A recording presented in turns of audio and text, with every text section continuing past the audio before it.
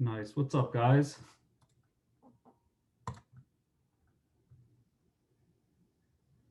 Where's everybody from? I'm in Washington, D.C.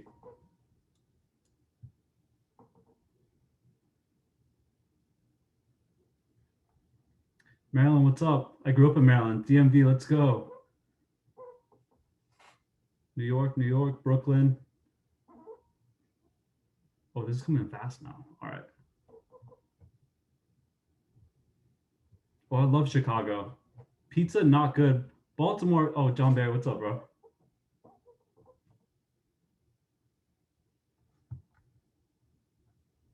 Nice. I'm gonna give it like a minute or two for more people to get on, and then we'll get going.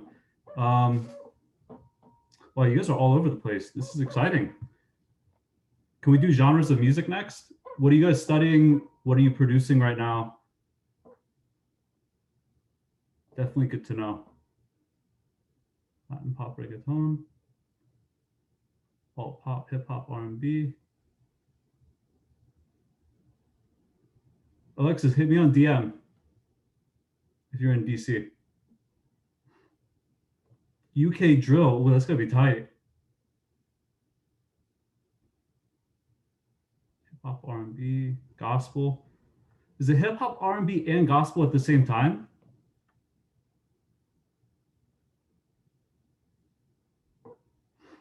Nice, nice, nice.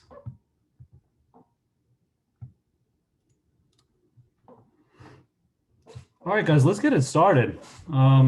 So first of all, thanks for joining. My name is Ali Samadpour. I'm the director of marketing at Everybody Knows, the founder of Pressing Digital, and the co-founder of Modular Merch.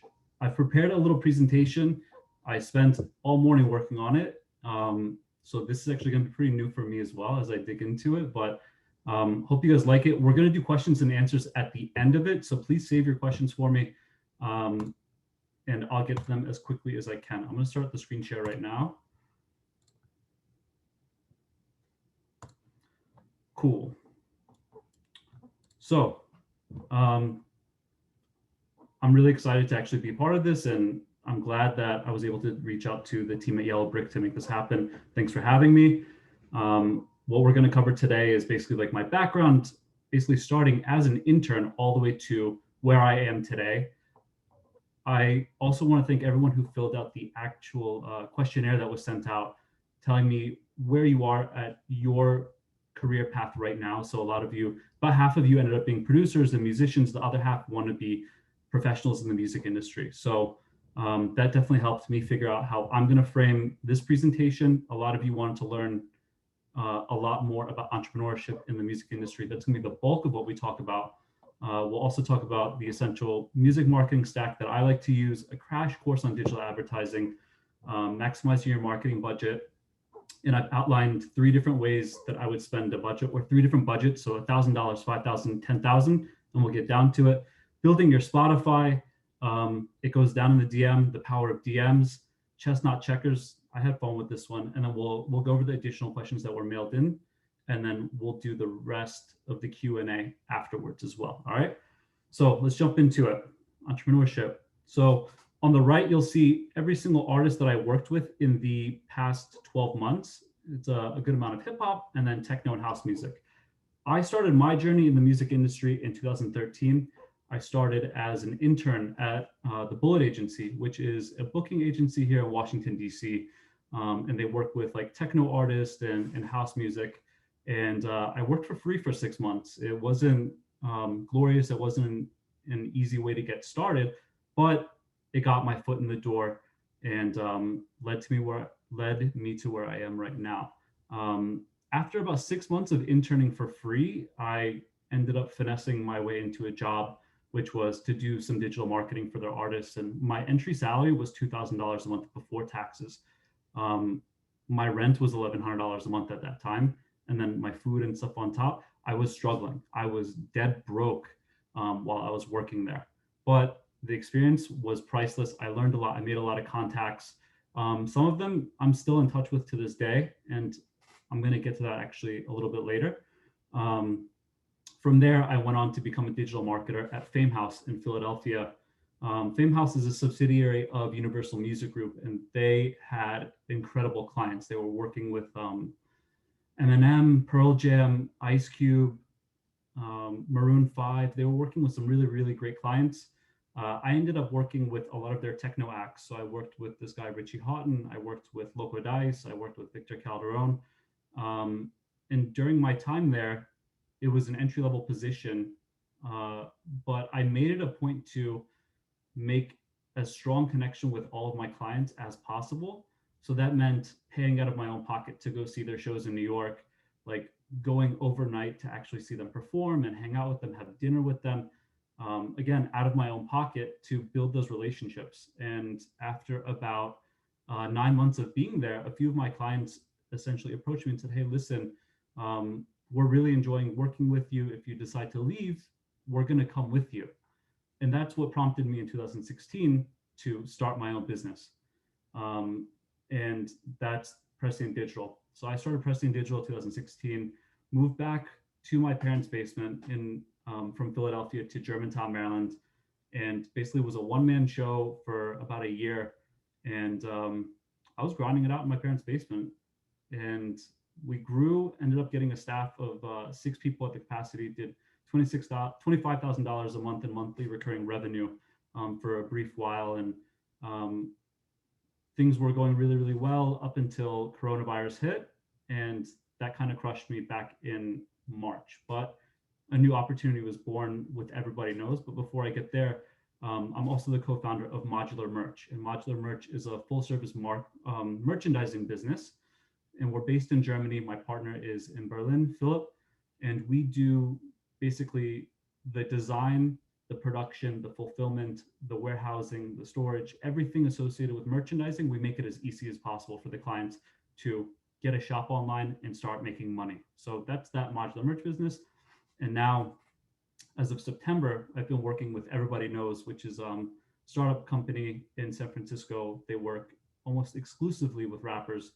And that experience since September until now has probably been the greatest professional experience of my life, because I've gotten so many opportunities and had so many milestones professionally, like the first million views on a video campaign, the first 5 million, 10 million, 15 million, up to 20 million views, all happened at Everybody Knows. So exciting stuff. Again, this is the client list from last year. It's definitely grown this year as well.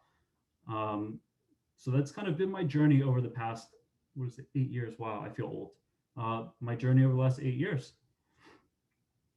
So some tips for entrepreneurship in the music industry is going to be networking with like-minded people. Entrepreneurship in the music industry is all about your relationships. Things that have worked really well for me was going to panels, tuning into podcasts, connecting with people on Instagram and Twitter, and making time to meet your clients and your colleagues. So being in this, I don't know, post-COVID world or currently COVID world, we're all working remotely right now. No one is meeting up face to face, but finding a way to actually connect with people offline, even if it's still technically online, is a great thing to do. So finding casual non-work environments you can use to build on your relationships with peers is great. For me, this little meme right here, this is me and my boys. Back when the pandemic really started, we were playing Call of Duty, playing quads. We were just playing Warzone for hours on end. But then it started turning into business, because I know some of my friends who were booking agents, managers, they were doing meetings with the artists in Call of Duty. So it's definitely a valuable tool that leads to business development. John Barry, who is actually tuned in right now, referred a client to me for my merchandising business. It generated about 15K in revenue for my company. John, I'm going to send you a gift, by the way. Thank you. But playing video games now led to me making money for my business. So it's chill way to market and network with your friends and do team building at the same time. The other thing that I would say is the most valuable thing I invested in probably 2 years ago was thought leadership, by way of writing articles, sending newsletters, and speaking on podcasts. Writing articles means you're putting yourself as a leader, and you're kind of dictating what you think the story is going to be, and what you think is important. For me, this streaming versus merchandising article that I put out a year ago still brings in hundreds of clicks every single month. And it actually now generates more business and more press for me. On Monday, someone from Digiday reached out to me and said, "Hey, I read your article. Can you provide a quote about Amazon Music?" And if I didn't write that piece, I wouldn't have that quote. So doing these little things is going to generate more leads for you and makes you look like a leader, makes you look more professional. The other thing that's really helpful is case studies. So the most important case study I published, we'll send it to you at the end of this webinar, is the one I did for advertising, where I basically did a write-up about how I turned my client's budget from, how much was it, like 50K to 300K. And in some cases, we 8x their budget in terms of return on investment. And being able to now present that to other potential clients, they see, oh, he knows what he's doing, let's go work with him. So proof of work is going to be a great way for you to close business as well. Other things that are tough that I think everyone needs to know is don't succumb to imposter syndrome. Never doubt yourself. You should be proud of who you are and the work that you've done and where you're headed. Imposter syndrome is actually what prevented me from writing articles and newsletters in the very beginning, because I was like, who actually cares about what I have to say? And once I got past that, it's been going quite well. People are very receptive to the work that I'm putting out. People reach out to me for my opinion on things now. So you need to just put yourself out there, get out of your comfort zone, start writing your opinions out, write some newsletters, speak on podcasts. Any opportunity you have to put your opinion out there, especially if it's well researched and articulated, you should absolutely be doing that. Here's some hard lessons. Hire a lawyer. You see Kanye and Taylor Swift, all these people had issues. I wrote an article about this, about the issues with his royalties and his contracts and him trying to break away. So I wrote an article about this. We'll send it to you as well at the end. But there's really nothing more valuable than an ironclad agreement written by a lawyer that is basically set up to shield you and protect you. So if you're an artist, you should be getting a lawyer before signing a recording contract or a management agreement. You really just need to have a clear understanding of your rights, your royalties, terms, the publishing, everything that goes into it. You need to have a clear layman's understanding of it before committing. Otherwise, you end up like Kanye, Taylor Swift, Prince, Lil Wayne. And again, I break all that down in the article. And then if you're an entrepreneur, a business person in the music space, get a work agreement set up and have them basically make it as clear as possible for the payment terms, the deadlines, the penalties. Protect yourself. Right now, here's the biggest L that I ever took, came 3 years ago. I'm still owed about $22,000 unpaid because I didn't protect myself. And 3 years ago, water under the bridge, it happens, but don't put yourself in that position. My goal for you at the end of this actual webinar is to basically, maybe you can DM me, tell me what you learned or the favorite thing that you learned. And I also want you to be able to basically learn from my L's and shorten your journey to the top of wherever you want to be. Because my journey's been 8 years and it's been marred with mistakes and hard learning experiences. So I hope that you guys can learn from the mistakes I've made as well and shorten your journey up a bit. On to the next one. Failure and losses are normal. Build back better. So as I mentioned, COVID essentially killed my business back in March, recovering still, thankfully. And it happened once again 3 years ago as well. And being an entrepreneur in the music industry or even an artist, you need to be prepared for setbacks. You need to be prepared to take losses and protect yourself as best as you can. It happens. It happened to me twice, and both times I built back because I'm of the mindset that no one is going to outwork me. No one's going to out hustle me. So whatever happens, I'm going to build back. I'm going to learn. I'm going to be stronger. And I think that's the right approach, but maybe be smarter with it than I have been. Don't make these same mistakes. So protect yourself. Another mistake that I did or made was not diversifying my work. I put myself into a box. I was working in dance music for a very long time, and it made it very, very difficult for me to pivot out of dance music into hip hop. It made it difficult to bring on corporate clients.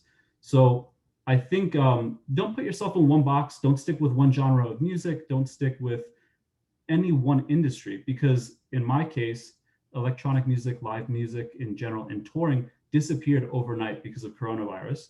And I was stuck flat-footed and had a very, very difficult time recovering. So spread your work across industries and genres, and you're going to be okay from there. Chestnut Checkers. I just watched Training Day again. I think it's on Netflix. So this little piece came into my mind, and I love Denzel Washington in this movie. It's a good one. For me, I always like to plan ahead, and I like to. This is gonna sound like Gary Vee. I like to have my micro short-term goals and then my macro goals for long-term success. And I like to make sure that they're aligned. So the micro goals, the short-term goals need to be the building blocks that lead you to that long-term success. So every time I have a small achievement, I'm always thinking to myself, what's next? How do I elevate to the next level? And anytime I find myself getting comfortable, it's just a sign of complacency and, to me, a bit of weakness. Getting comfortable and not consistently finding a way to grow and develop yourself, whether it's new skills or new clients, you're going to become stagnant and get left behind. In the marketing world and music, things are developing and changing so quickly that you need to be on your shit. Frankly, just you need to be on top of it. So by practicing like this, it's allowed me to work with every single client almost that I've ever wanted to work with. Every artist I've wanted to work with the exception of Future and A$AP Ferg, I've gotten to work with. And it's because I just know 2 steps ahead what I'm doing, how I'm getting where I want to go. I already know how I'm going to work with A$AP Ferg, and I'm hoping that it happens in the next 12 months. Check in with me in 12 months. Let's see if it happens. But I'm going to leverage relationships that I have to put myself in front of A$AP Ferg and try and get work done with him. But this practice really became the norm for me in 2015. My parents basically did what I would refer to as the intervention. I had the job offer from Fame House in Philadelphia, and I didn't want to take it. I didn't want to pick up and move my life to go work an entry-level job in the music industry when I was already an entrepreneur and running my own show here in DC, to an extent, running my own show. But my parents made it clear for me it's a great opportunity to go get new contacts and learn new things. So they basically sat me down and said, you got to do this, give it 1 year and see what happens. And that's exactly what ended up happening. I told myself before I went, during that little intervention with my parents, like, you know what, 1 year is all I'm going to give this. And then I'm leaving to start my own business. 9 months after I started that job in Philadelphia, that opportunity presented itself. And almost 12 months to the day, I was out.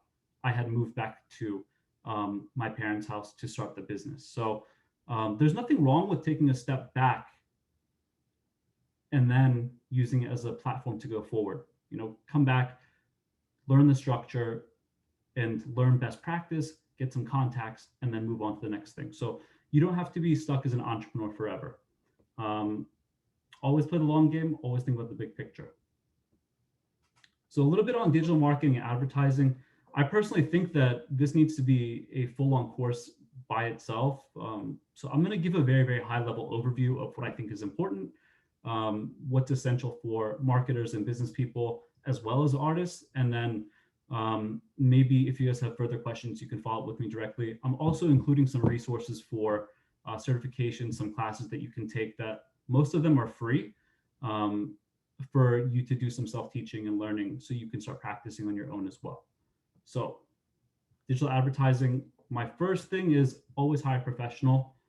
If you have the budget for it, having a team on retainer year round is going to help you grow more than just having the marketing team that's assigned to you from your record label when you make a release. The reality is, if you're releasing on an indie label, you're going to be stuck with either an intern or an entry-level employee who doesn't know the best practices. These indie labels don't have the budgets to hire the best-in-class marketers.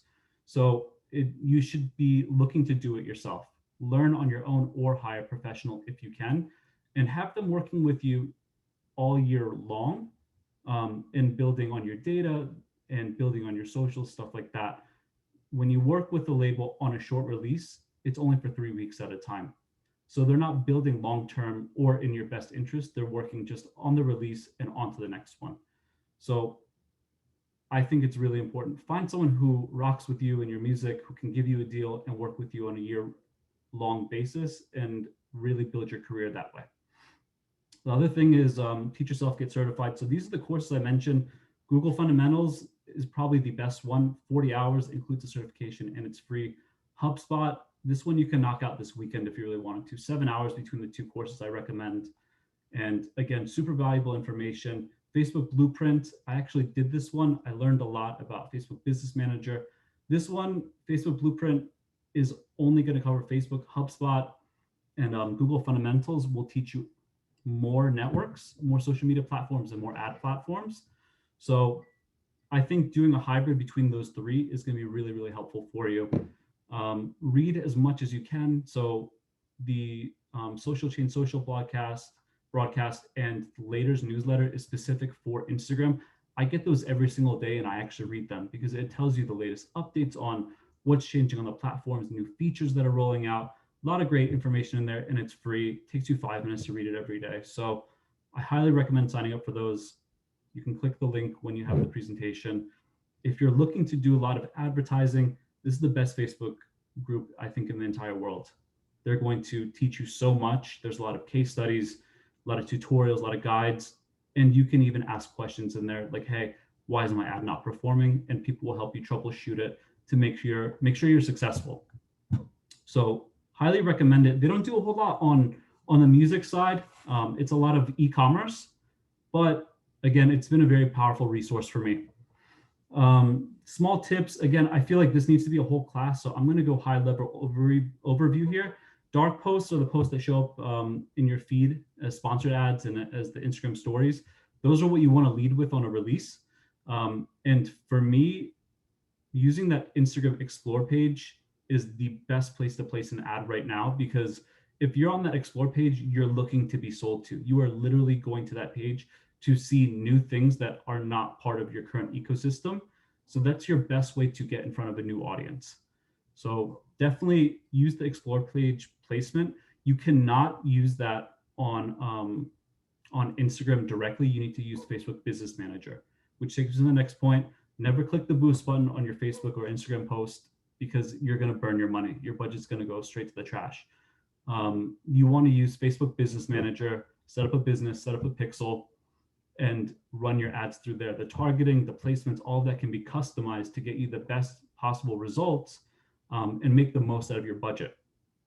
Other thing I like to do is just to put a little bit of budget behind your organic post. If you're a growing profile, you're an upcoming artist, you have, I don't know, 10,000 followers, but you're only getting 400 likes a post, put some money behind your organic posts that show up, just so you run up the engagement on it. It's really great for your brand perception and makes you look like a growing artist, or more than you actually are. So definitely a valuable thing to start doing. Wasn't expecting to talk this much. Wow. All right, so my basics for essential music marketing, it's going to be, again, very high level. There's other tools that I use, but I think for everyone who's just getting started out, Facebook Business Manager is the most important thing. The Facebook Pixel is the most important tool, in my opinion, on the internet right now. The Pixel is what's going to basically allow you to retarget people who have visited your website or who have visited your profile with further ads. And Business Manager, you need it to run your Facebook and Instagram ads. The other thing that's really great is Tone Down, and I'm sure a lot of you are already familiar with it. Is anyone using Tone Down right now? Let's see. Okay, so Tone Down is an amazing resource to use. Oh shoot, whoops. Because you can build out your fan links, you can put your Spotify link on there, you can put your Apple Music link, Amazon, all of your links to the DSPs on release day can go right on there. But the really nice thing is you can integrate the Facebook Pixel for targeting on your ads down the line as well. So great resource to have. And you can also run your ads through there. So if you're not comfortable running ads through Facebook Business Manager, you can run them through ToneDown. It does a decent enough job for an amateur user while you're learning how to actually do it proper through the back end of Facebook. So highly recommend ToneDen. I think it's like $50 a month for the paid version. There's also a free tier, so I highly recommend it. Moving on, Google Ads account. It's necessary for your YouTube ads. I'm not gonna beat the horse on that one. MailChimp, you got to collect as much emails as you can and start sending newsletters, because more people are going to open that than they are going to see your organic Facebook post or your organic Instagram post. So you should be sending out mailers around new releases, new merch, big updates, anything that's important that people need to know. That's it. You know, like email is going to be the best way to contact them. One thing I like to make clear for my clients is, let's say Facebook or Instagram goes the same way that Parler did. Parler, if you don't know, is what was it? The Republican run or the Trump social media network, basically, that got taken offline. If you had amassed a massive following on Instagram and all of a sudden it gets taken offline, deplatformed entirely, how are you going to contact your fans? You're not going to be able to, because you don't own the data. With MailChimp, or even having your emails in an Excel sheet, you own that data. You can contact them no matter what happens. So data ownership, super key. Great way to just, again, hit your fans on a different platform. And if you're selling merch, you can send a newsletter and say, hey, I'm doing a flash sale this weekend, 48 hours, 20% off of everything. And now you've made a few $100s for yourself, which can go into your marketing budget. So great way to generate some revenue and stay in contact with your audience. Linktree Pro. Linktree Pro is, a lot of you guys probably already have this, the link in bio, where you couple all of your links into one spot. You can add your pixel to it, which again is great for marketing. On the paid version, I think it's like $6 or $7 a month. Chartmetric, great for reporting and tracking your release, seeing what playlist it's added to, how your release is performing, and you can also check your competition as well. So great resource. I think it's $50 a month. I wouldn't recommend it if you don't need it right now, but if you're going into a release cycle and you have some extra money, why not? So as I mentioned, I talked about how I would spend your budget if you had a G, you had $5,000 or $10,000, because a lot of you did mention you want to know, hey, how should I spend my money? And if you're spending $1,000, it's not much to work with. If you're doing a single, I would put a good amount of that money directly onto YouTube and spend it relatively quickly. So that way you can get some favorable placement in their little algorithm and start getting served up organically after your ads end. Let's see, the other 300 I would spend on just the social ads that I mentioned, the dark ads, the Instagram ads for stories and the explore page. I would spend the remaining $300 there. With the small budget like that, you can't really do any retargeting. The retargeting can't really begin until you hit that $5,000 threshold, because you don't have enough data to really do anything with it. So as we go to the next level, $5,000, our budgets go up. $1,000 on YouTube, $1,000 on social ads. If you have 100,000 monthly active listeners on Spotify, you can take advantage of something like this. I don't know if my mouse is highlighting it. It's the new music for you pop-up that comes up. This is actually an ad, and I'm sure you guys have been served ads like this before on Spotify. But basically, we use this for a campaign we did for this DJ Carnage for a record that came out 3 weeks ago. And if you have 100,000 monthly active listeners, you can serve them a push notification like this. And for every click, I think it's like 50 or 53 cents. So great return, because it targets people who have already listened to your music and are interested in it. So now the user intent is going to be higher. They're going to click through and listen to the music. So it's great to push your numbers up on Spotify. So I would do a G on that, $1,000 to $1,500 on the influencer campaigns. And that is basically like, I don't know, you can get these mid-level influencers on Instagram or on TikTok to do a dance or whatever you want them to do, or even just post a clip of the music and say, what do you think? If you follow rap or even our generation music, what do y'all think of this? And they put that little, what is it, those red emojis with the exclamation and question mark. And half the time, frankly, the music is trash. But if your music is good, invest in it. If the music is very good, your return will be great, because if they tag you, people are going to start following you. People are going to start checking the content. The other thing is $500 on TikTok ads, and then we move to the next level. Actually, wait, go one step back. TikTok ads are really, really powerful right now. I'm not a big fan of TikTok, the platform itself, but they are a new company. They're basically where Facebook was 7 years ago when they really put the push behind advertising, where you were getting ridiculous rates. So you can really make a lot happen with a $500 budget on TikTok if you do it right. So now we move on to the 10K. We just bump everything up. The only thing that's really different is now we're talking about these conversation campaigns. You can do them on Twitter, you can do them on Instagram. And again, this is an example of a conversation campaign. I don't know if this was a paid placement. I just quickly saw the post today. I don't know if it's a influencer campaign or not, but it would typically look something like this. And then you'll swipe over and you'll hear the music as well.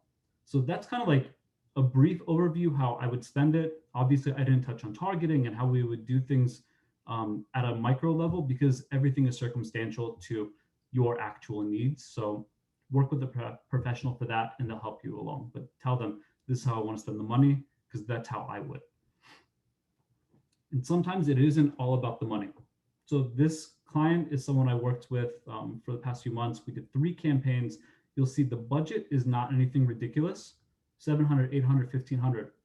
And this is an artist whose previously most viewed video was 60,000 views.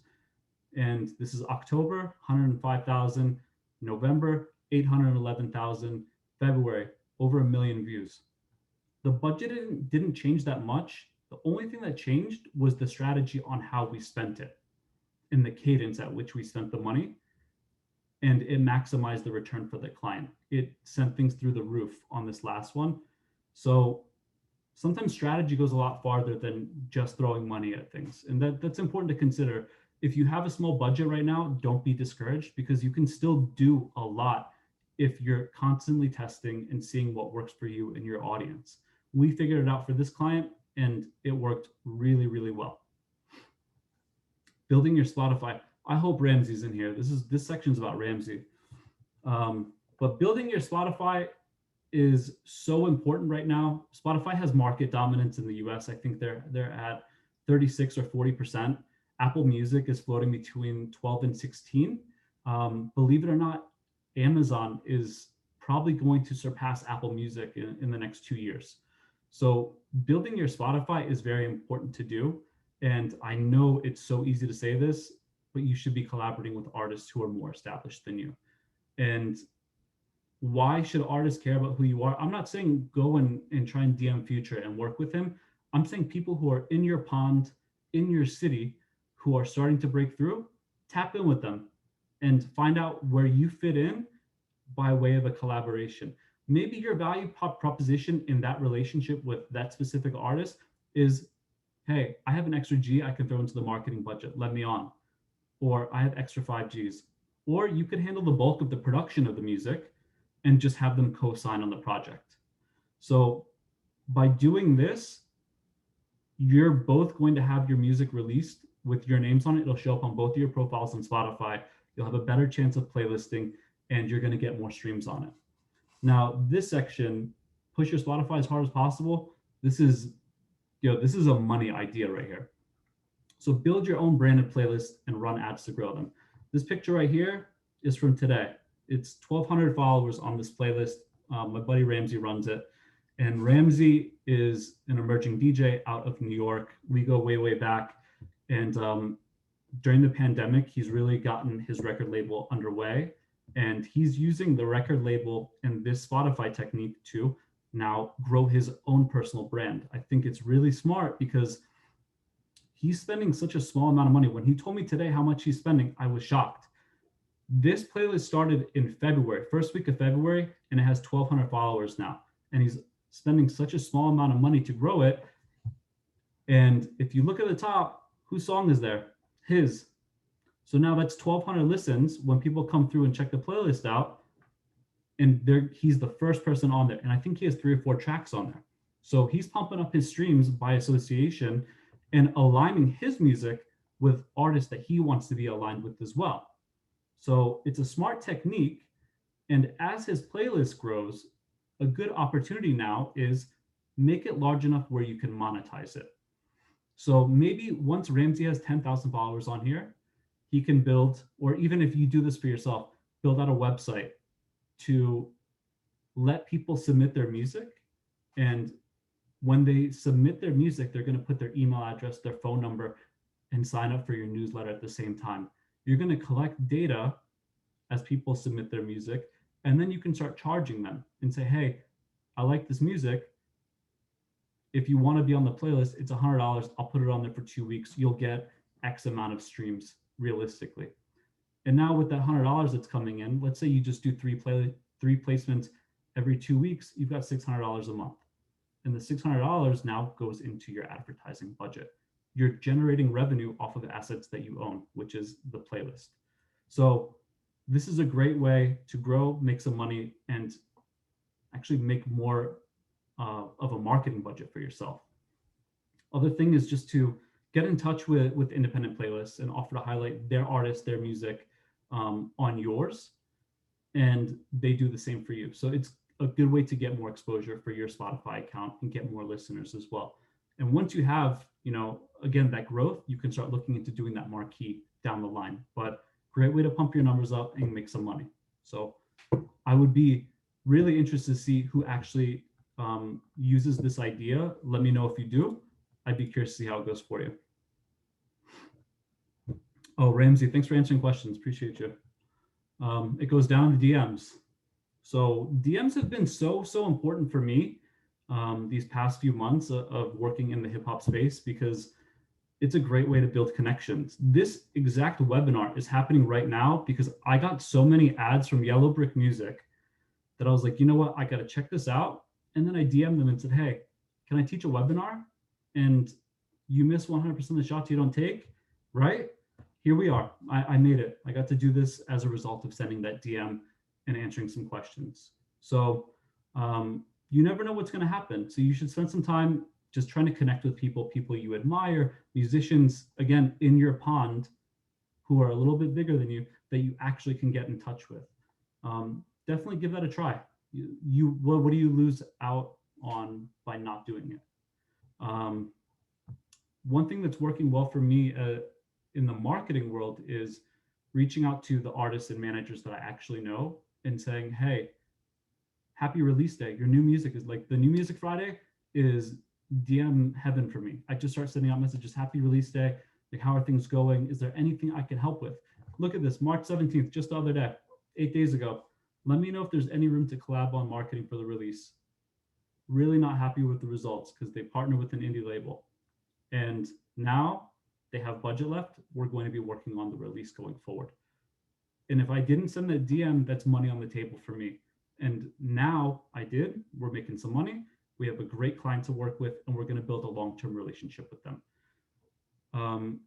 This is a more of a black hat way for people to bring on clients. If you're having trouble finding clients in the hip hop space, especially who have a marketing budget, start looking through Instagram hashtags and see who's holding that brick of money lined up on their arm, all 100s, and they're flexing money, and just say, I know you have the money. Like, let's work together. Here are the results I can deliver for you. If they're going to flex that money, they can flex 5Gs to run ads with you. So that's a good way to do outreach. Just let them know, I see you, I see the work you're doing. Let's collaborate.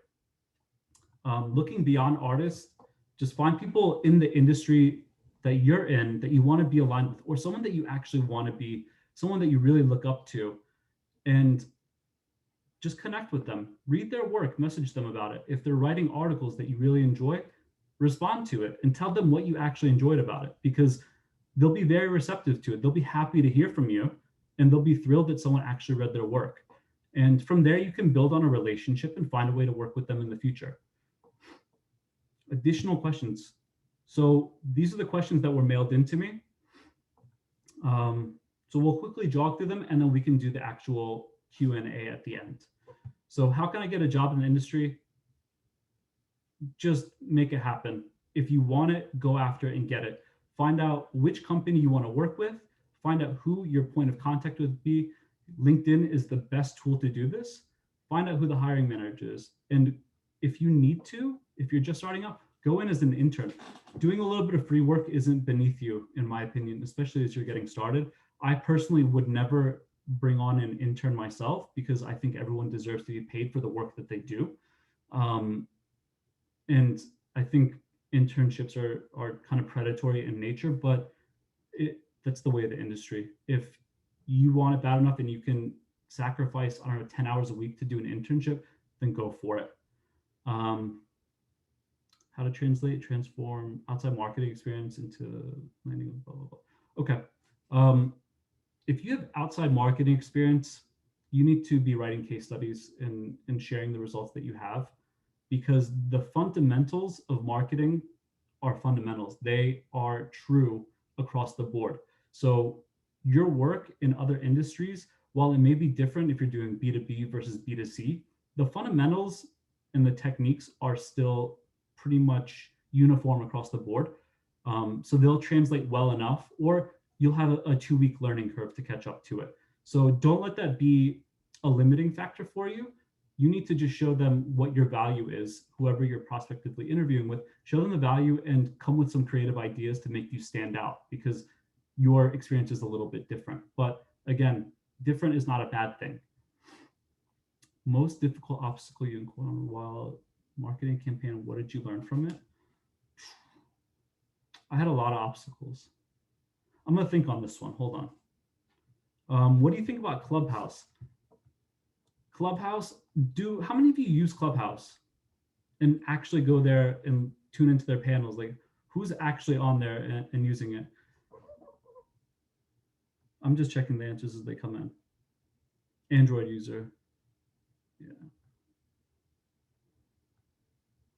Heard, don't know about it. Oh, someone said Clubhouse isn't refined yet. Whoever said that, you're right. Clubhouse is not refined yet. Can't seem to find the right rooms. Can get overwhelming. Yeah. Never heard of it? All right, so Clubhouse is, in my opinion, kind of trash. It can be a valuable tool. You can learn a lot from it, but it can be kind of trash because there is no vetting that's done. So you have these people positioning themselves as leaders and having these conversations, and you don't know what their credentials are. You don't know if they have a proven track record. So if you hop on and they're doing a record industry roundup and it's a bunch of record labels or record label heads, what's the barrier of entry into being a record label owner? There is no real barrier to entry. Anyone can be a record label owner. So what makes what they have to say actually valuable? You don't know that. So check their credentials and we'll have a better experience on Clubhouse, I think. The other thing with Clubhouse is, like, in my experience, it's been a bunch of like B-level people explaining to C-level people how to do things, acting like they're actually A-level people. They're not, there are exceptions, but they're not actual executives in a lot of cases. It's just like people shooting the shit and talking. And for me, like, the biggest vetting thing is if you're on Clubhouse and someone is talking like an authority and their smoke detector low battery beep goes off, no, turn it off. They're broke. They don't know what they're talking about. So turn it off and get back to being productive. You don't need to listen to these people, right? Like the amount of time I've encountered that's when I tune out. You don't know what you're talking about. Get your house in order, literally, figuratively, whatever it is. So that's that. Going back to what would you say was the most difficult obstacle you encountered while marketing a campaign? I mean, when you're doing an album release and you're doing music with like profanity in it, Google is very, very difficult to get around. Getting approvals, that's definitely very difficult to do. So you just need to learn to be persistent. You need to be willing to do whatever it takes to actually get the video approved, which means lots of time with customer support from Google. It's a bit of a nightmare, especially when you're doing it on the independent record label side. On the majors, it's a lot easier, but that's definitely like one of the struggles. Difficult obstacle. I gotta think. I might have to follow up on this later, but I'm gonna stop the screen share right now and start doing some of the Q&A. How do I do this? How do you recommend someone get into the music industry when they're partway through their career in entertainment, but not music?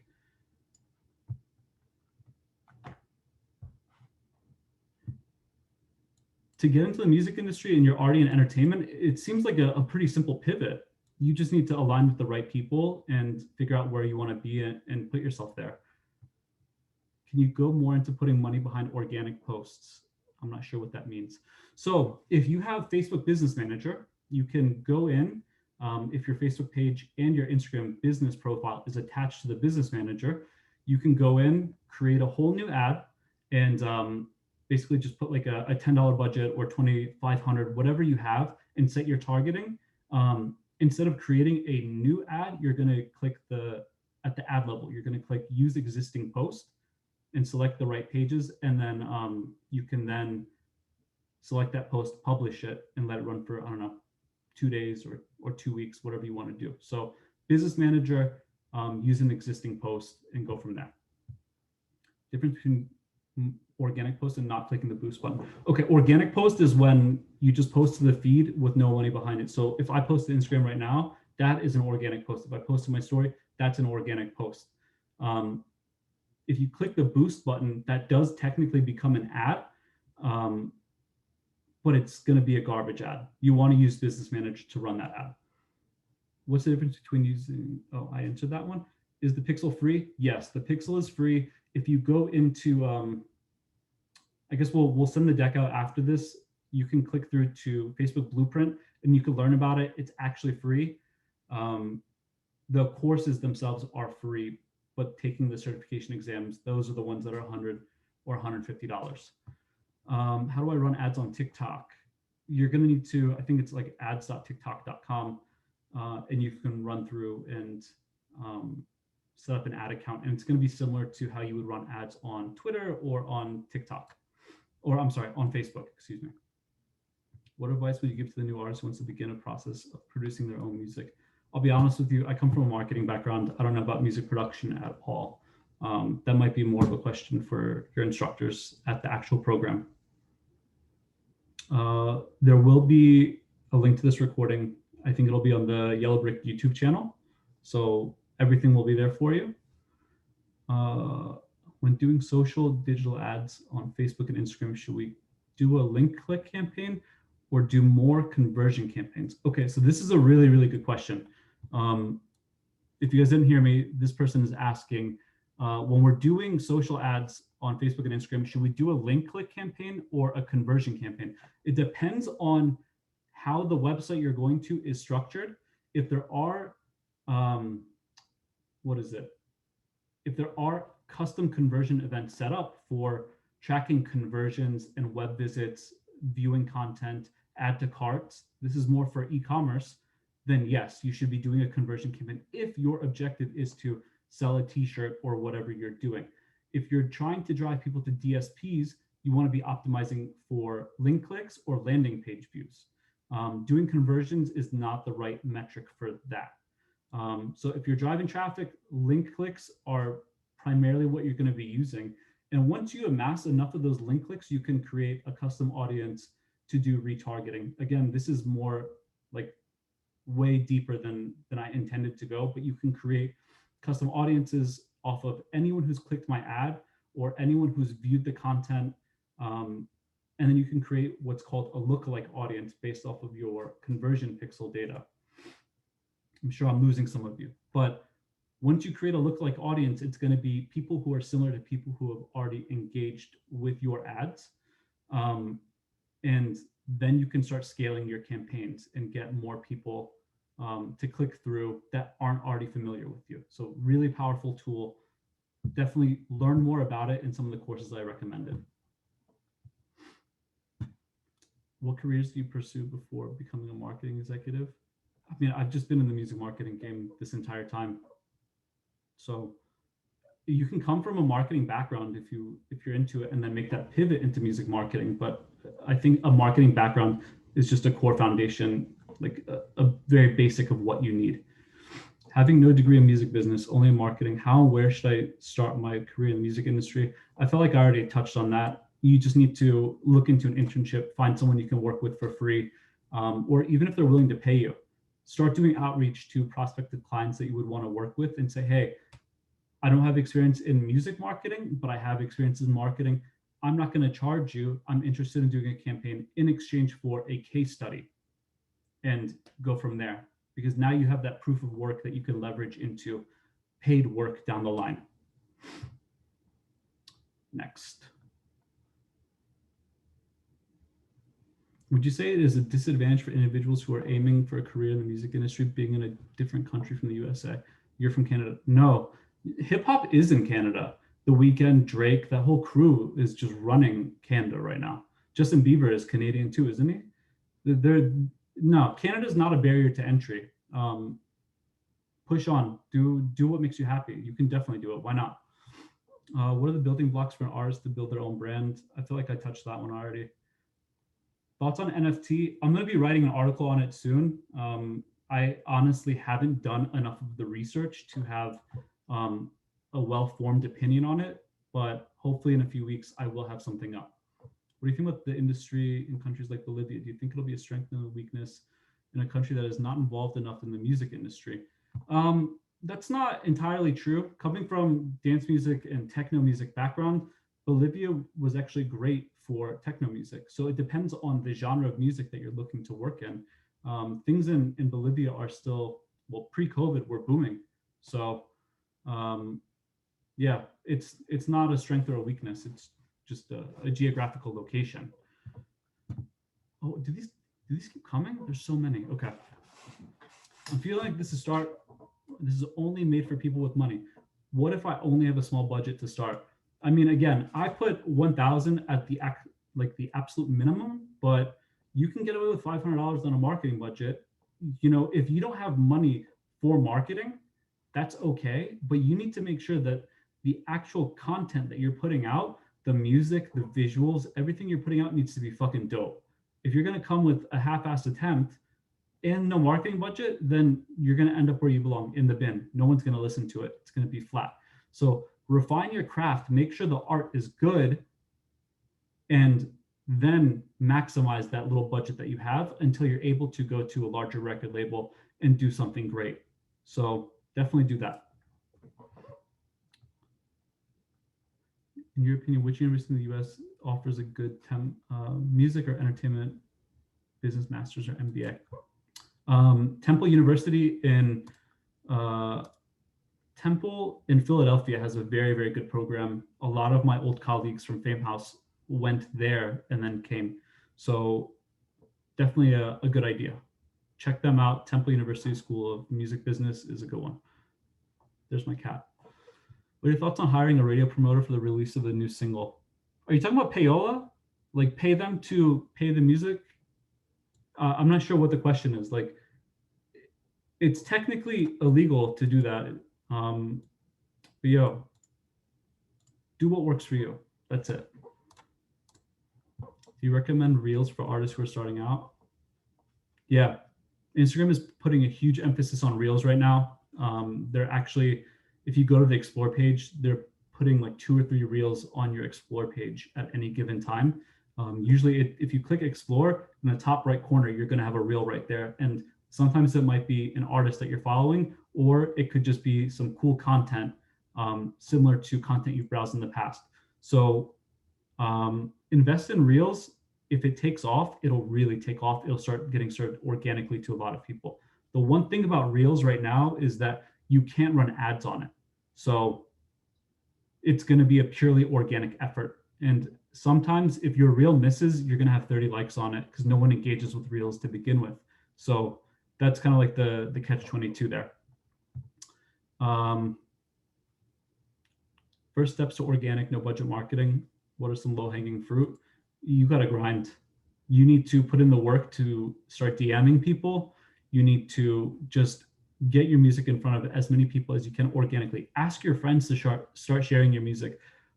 One thing I like to tell people is supporting a creator, a small business owner, anyone who is creating right now. You don't need to go and buy their music. Sometimes just sharing it is enough. Liking their post is enough. If you aren't willing to do the bare minimum for your friend, whether it's liking or sharing or engaging, then you're just a bad friend. It's not much to ask for. So definitely do that. Ask people to share your music. Earlier, you mentioned someone who started advertising Spotify playlist in February and got it to 1.2K followers. Do you know what kind of advertising they were doing? Yeah, he's doing Facebook, Instagram ads. I'm probably assuming he's doing Instagram story ads with the swipe up, which will then lead people to the playlist. Now, with that, you're going to have to try a few different types of assets to see what people are engaging with, what people are clicking through on the most, and actually clicking that like button on the playlist to follow it. What would you recommend to someone who wants to do their own branding? To work with a team or company, or to do it alone? Where could I find support in this regard? I don't do a whole lot of branding. I would just recommend find a designer that you're comfortable with and that understands your ethos as an artist and what you're trying to do. I think that is probably the best way to go about it. Thoughts on SMS campaigns rather than just collecting emails? Great question, Austin. SMS campaigns, another great idea. Something that you can do that Facebook is allowing for. They don't allow it in Europe for the European people, but you can actually run ads to drive people to your WhatsApp if you have a business account. So you can have people sign up for your blast list through that ad optimization. You can do, I think it's called like a messenger campaign or traffic campaign. And you're just going to click, instead of link clicks, you're going to optimize for WhatsApp business account. But when you set your targeting, you can only put US only, I think, for it. DSP is going to be your streaming platforms, Spotify, Apple. On relationship building, is there such a thing as being too persistent when trying to connect with someone over DM and email? Everyone is busy and sometimes needs to message people multiple times to get a hold of them. But when should we know it's time to let it rest and move on, or keep trying? Good question. You don't want to be that annoying person, right? So I think you have to kind of walk on that fine line. If they eventually tell you, hey, piss off, you're getting annoying, that's a good cue. But you don't want to pester someone with something unless it's truly dope either. So make sure you're coming to them with something good, a good opportunity or great music, because you're competing with a lot of people who are doing the same thing. NFTs, I already answered this. Oh, in regards to marketing and branding, it's hot right now. Everyone's doing it. Everyone's trying to catch on that wave from 2 weeks ago. So I think it's a talking piece. Will it reshape the way transactions work in the music industry? I don't know. But, you know, I think it's hot right now just to say I'm doing an NFT. But if your art or your music is not cool, then it's like, okay, cool. Well, what's the point of doing it? Can you tell kids about pros and cons of using budget for third-party playlisting companies that promise and deliver a certain amount of plays for a song or campaign? Many companies popping up and existing companies dedicating people and departments to this, especially in dance. You need to know if you're going to do this, you need to vet it properly. Third-party playlisting companies could just be creating playlists that are full of fake followers and populating with fake streams. So you could be basically buying into a bunch of streams from India or Thailand or wherever it is. So fake streams that don't actually help you and will eventually get erased once Spotify catches on to it. So there's value to it if you can verify that the streams are coming from North America or whatever your prime market is, and it's actually going to be authentic. So definitely valuable. Just you need to do your work to make sure that it's quality. Can you talk about the videos, captions, or other ad principles that engage people? This is a tough question because it's different for everybody. I can't, like, it's different for everybody, and really it comes down to experimenting.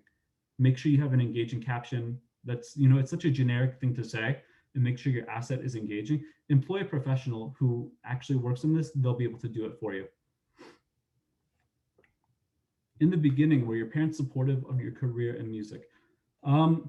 Yes and no. My parents have always been supportive of my entrepreneurial endeavors.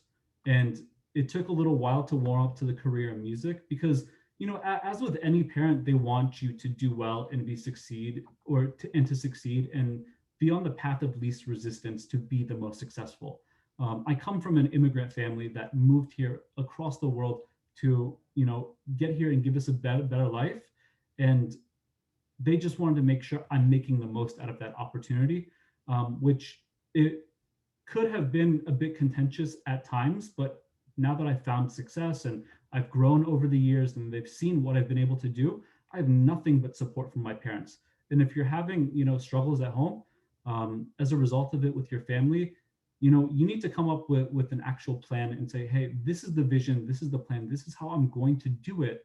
Give them the peace of mind by showing them you have a plan. You're not just living in their house and making music and not really making a living.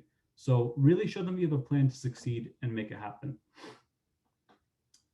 How do you leverage your connections to make the most of them without being weird? Be organic, be yourself. Don't try and force things. It's simple. Advice on ways to gain more circulation for organic posts without utilizing paid promotion. Yeah, again, you're scraping the bottom of the barrel here. It's not a huge investment to put $2 or $3 behind each post. So if budget is a restricting factor for you, limit your cadence on posting. Limit your post to once a week, but then put some money behind it and make it count. Do you think giveaways, sweepstakes on other Instagram or social sites would help with growing artists following and engagement, or is it more of fake followers? It helps, but it's really like once you get those followers on your page, it's up to you to retain them. So if you're doing a partnership like this, it needs to make sense. So it can't be me doing a partnership with, I don't know, Red Bull, and then they say, hey, follow him on Instagram for a chance to win $10,000. Why are they going to stay and follow me later after the contest is complete? It needs to be rapper to rapper, musician to musician, or record label to artist. It just needs to make sense. Is there a marketing company you recommend for helping artists find their core audience? Can you talk about what content you use to engage initial interest and what content you use to retarget? Okay. Finding your core audience, don't clear this answer, please, because I'm going to come back a little bit. A specific marketing company, no. If you want help finding who your core audience is, hire someone off of Upwork who can go in and analyze your pages and your data and tell you, this is where your audience is. You could probably pay someone in Pakistan $20 to do this for you. And you can find out who your core audience is, where they are, and then you can start building your advertising strategy around it. So hey, majority of my fans are in Chicago.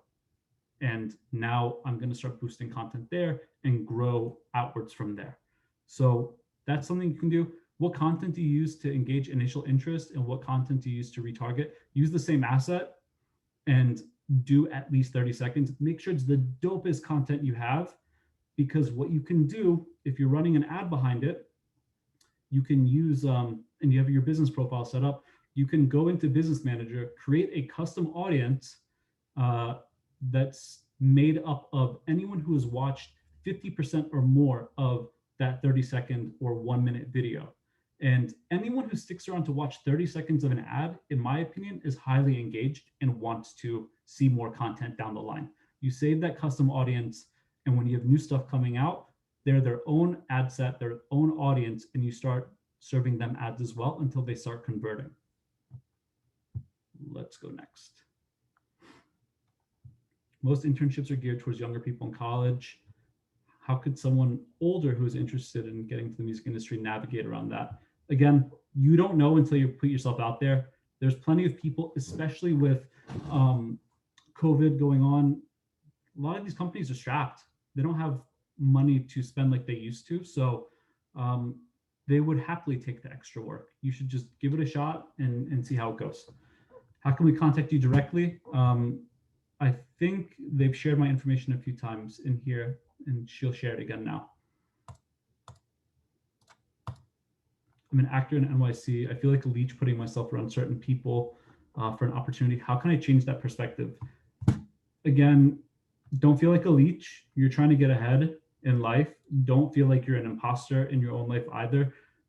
If you're talented and you believe in yourself, then you deserve the best. So you're not going to get that by not putting yourself out there. You need to just, again, do what works for you, but you need to also get out of your comfort zone a little bit as well. You're not going to make any results or any headway without putting yourself out there. And I think that's the best way to change your perspective. Do I want to stay complacent where I am right now?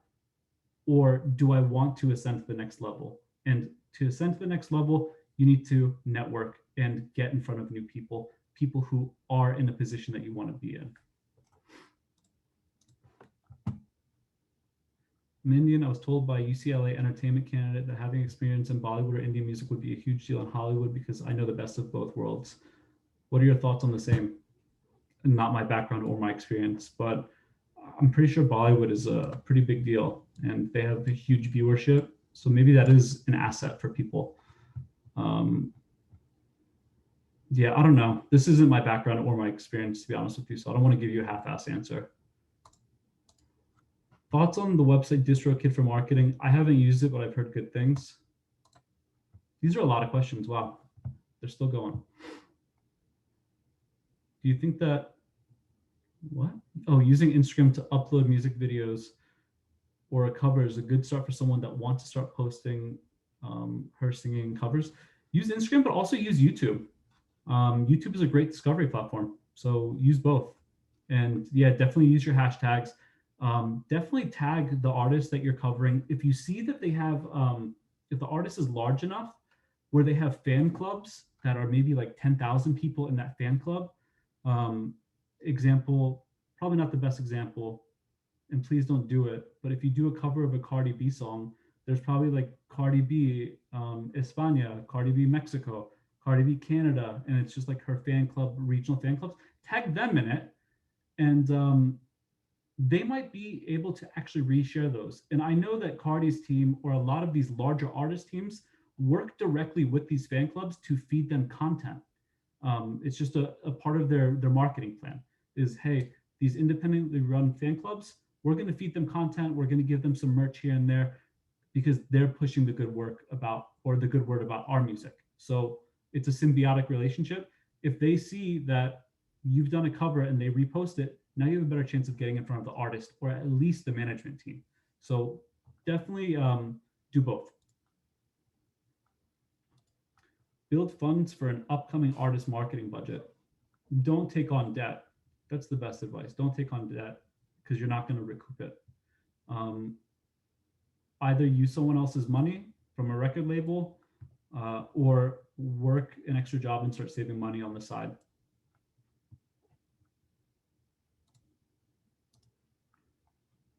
I'm not sure how to put this in question format. However, if you interned prior at a record label and left completely different industry and sales and now want to get back in the music industry, but not quite sure where I fit, what do you suggest? You have that experience and you should really basically take your experience as an intern and align it with that last job that you had. So rewrite some of the roles and responsibilities to make it sound like it's still music industry, even if it's not, just to basically say or show that you know what you're doing when you go to reapply. So if you dealt with financials at the sales, you can tell them, hey, I dealt with accounts receivable and accounts payable. I dealt with X, Y, Z, that the skills transfer over to this new position that you want. Would you suggest doing an MBA program to go ahead in the music industry? No, absolutely not. Look, the thing with these MBA programs, I think this program that you're in right now with Yellowbrick is going to be better. I hope there isn't an MBA program for this too, but whatever. I think this is going to be better for you because it's happening more in real time as the industry changes and adapts. Things happen so fast in the music industry and in the music business in general that you can't write a curriculum about it and get it approved in time to start teaching it for the fall, because by the time you reach the fall, we're talking about right now, by the time you reach fall, everything's changed again. And especially in marketing, things are changing so quickly. I wouldn't recommend it. self-teaching yourself is probably the better way to go about things. In your opinion, will be a real change in live performances, Lollapalooza, after the pandemic? Things are bound to go back to normal. It's not going to be this year, but the year after, it'll definitely go back to normal. I know that some of my booking agency friends are starting to actually start booking shows again. I know they're a bit down the line, but it's happening. Things are coming back to normal. As vaccinations come back, things will be coming back. Now, I think what will happen, in addition to these live performances, these festivals are going to start utilizing the digital component more. So I think they're going to start doing more paid streams. At the end of the day, I think these festivals are going to be making more money than ever before, because now they're going to have that hybrid experience where you can either go or you can tune in online. They've all been forced to adapt into the technology right now, to provide a really great experience. So investing into a better online experience is now going to be a viable business for them down the line as well, or a viable revenue stream for them.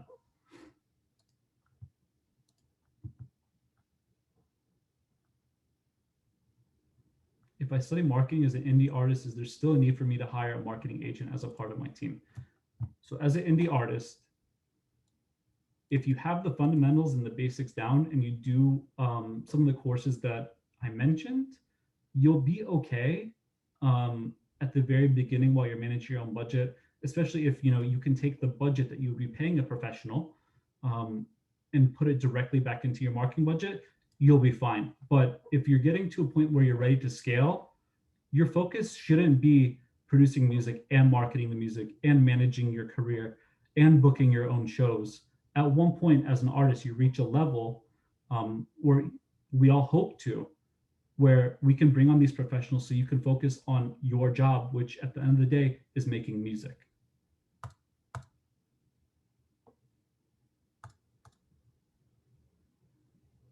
Tips on converting Spotify listeners to actual followers.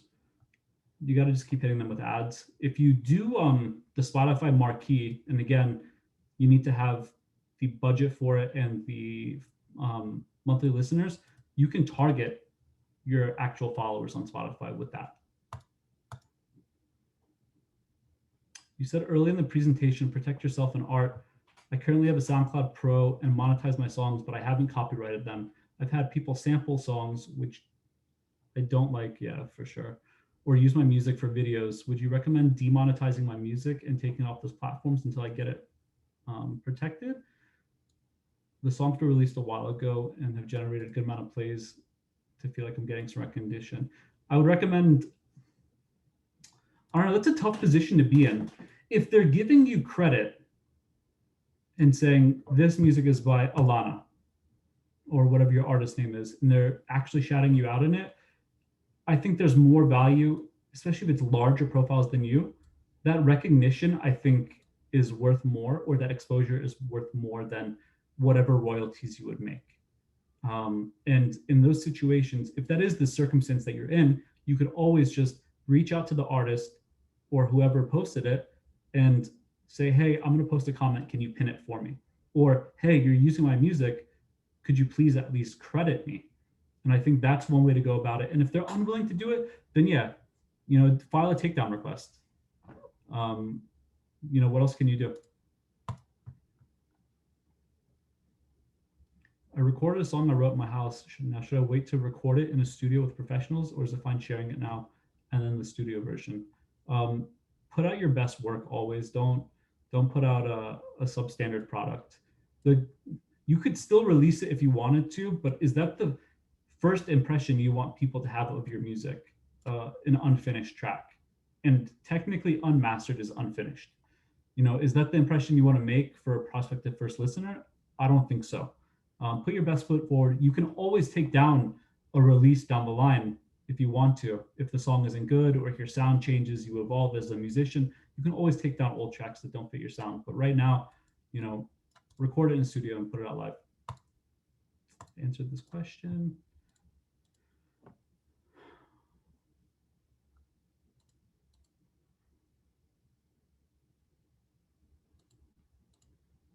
Someone, I accidentally cleared a question. It was saying, how do you overcome imposter syndrome. Um, Everyone's faking it until they make it. I always thought my whole life everyone has their shit together. We're all just getting by. We're doing our best every day. Um, so don't ever feel you should never feel like an imposter in your own life. That is your life. Don't be ashamed of who you are. Be confident in who you are as a person and what you know. Don't speak on things that you aren't familiar with. That's definitely that would make you an imposter, but just be confident in yourself and be great. I don't know how else I can answer that. How could I get hired to make merch and become more than someone that hangs up tees, shirts, and sells them? Uh, that's a really difficult process, Madeline. So making merch and doing more than just someone who hangs up shirts and sells them. First, you want to find clients. You're going to need to find a factory, and you're going to need to negotiate pricing. You're going to need a designer to actually make the merch. Then you're going to need to build out the actual e-commerce component of it, which is typically Shopify. Um, it's a lot of work. I wouldn't recommend going about it yourself. Um, I did write a case study. It's on my website about how I produce merch purely for a case study. I just did it for shits and giggles. It's in the actual presentation you'll get at the end. The merchandising article is right there. You'll see the case study where I was like, I made, I think 50 shirts or 50 hats, um, built out an e-commerce website, and it was just an exercise on sourcing merchandise and and selling it. So I made the hats for like $5 a pop, shipped from China to my house, and then I sold them for 30 a pop. So I had a huge profit margin as a result. It was like 86 or 84% profit margin. It ended up being me investing a couple $100 to do the case study.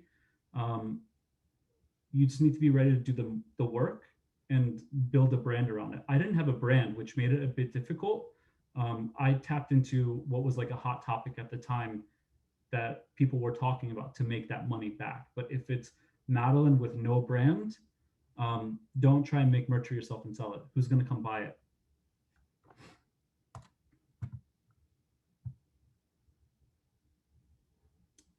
Let me see. There's so many questions still. How did you work with J Balvin? So the J Balvin track was I worked on Made in Tokyo's album, which came out in October. It's called Never Forgotten. You can check it out. And J Balvin was actually collaborated on the album. At the same time, J Balvin had his McDonald's Happy Meal going around too. So it was just like this massive moment in his career. And he was also doing the integration with Fortnite, the video game.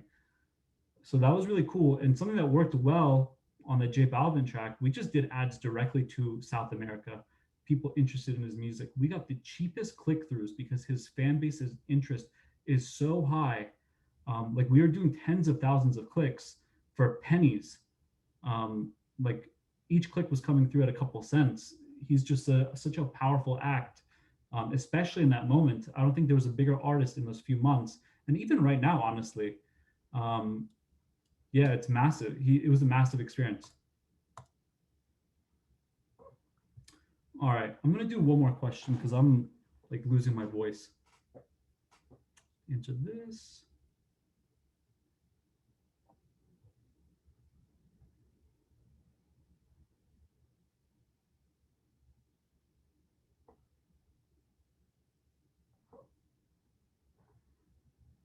How did you go about hiring your first employees at your company? Were they people you knew?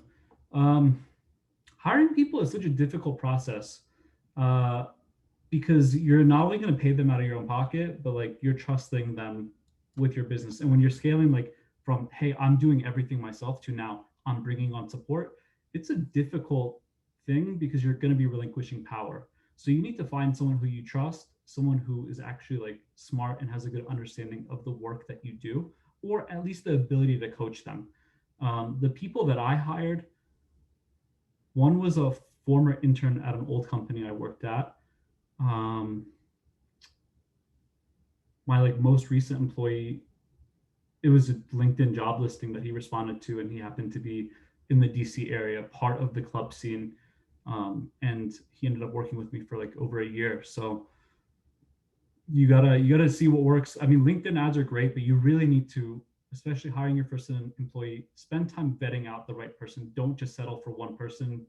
Um, the hard thing is if you hire someone and they suck and you have to let them go in a few months, you're back where you started and you've created more work for yourself because now you need to train a new person.